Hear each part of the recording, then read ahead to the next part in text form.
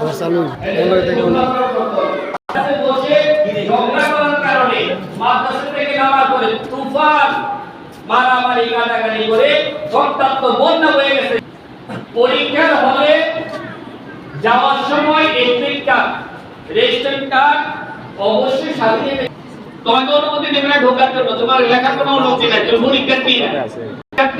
পরীক্ষার্থী এক ছাত্র 10 মিনিট পরে পরীক্ষার 10 মিনিট পরে হলে গেছে। এটাও 9টায় কেন থাকা লাগবে? কারণ তুমি তো ওই দিন তোমার সিট জানো না কোথায়, তুমি কোথায় পড়ছো, কয় তলায় পড়ছো, তোমাকে সিট ঢোকাতে হবে। তোমার সব কিছু ঠিকঠাক করার জন্য পরীক্ষার হলে বসার পরে